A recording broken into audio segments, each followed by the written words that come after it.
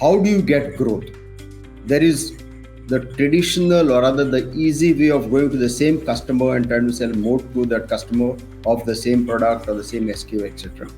But at a certain point in time, you reach a certain saturation level. So the way to go about getting growth is to look at growth opportunities, and those can come in two ways. Is to present your products and make them available to consumers at places where they were not available before. So for example, you can increase width by growing the number of outlets that you are placed in, that you are available in, increasing geography, going to a different geography, finding different pockets which could be a combination of outlets in geography. So it can be selective. Growth in depth comes from ensuring that you don't run out of stock when the consumer wants it, because that is one of the biggest problems of being available in a limited way, is that you get depth of quantity. But I think the other important part is to have depth of range of the portfolio. So for example, as a company, you will have a portfolio of brands. Are you available in full range of that portfolio in that particular outlet? Even if that brand is available, are all the SKUs available? Because different SKUs have got different purposes, and consumers look for different uses and different consumption moments for different SKUs. So the growth in depth is to ensure that you're available with your portfolio, with your range, and with the full set of your SKUs that are there.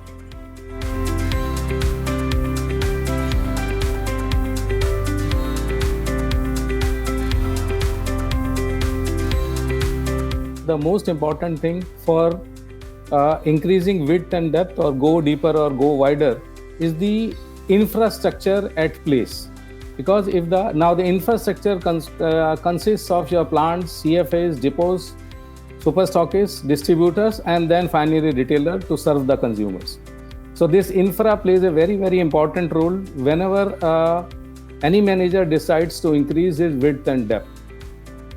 Then comes the role of very important person in the chain, especially in FMCG industries. They are two.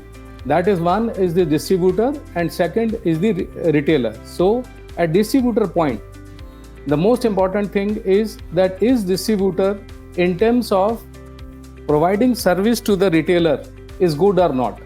When you go for a new product launch, what a retailer looks at? He looks at the company. Then the major thing comes that which company is coming, and the major thing comes in terms of that who is a distributor and who is selling to him. That is a salesman role. If he has a good relationship with the retailer and he is going with the new product, the chances are that he will be very, very successful. May not be successful with the higher quantities, at some level with the relationship a very higher quantity also, but the important factor is the distributor relationship in terms of that how he is servicing, how he is offering a credit, and then how he is parting the other services to a retailer. These are very important things in launching the product and then increasing the depth. For example, a new company comes and there are lots of objections, but the important point is that if a solid distributors they have put in place for their product to service into the market, 50% of the job is done in terms of initial stages. Distributor is like a propeller which gives a thrust to the whole system, especially in a set of beats or in a set of market or in a particular town.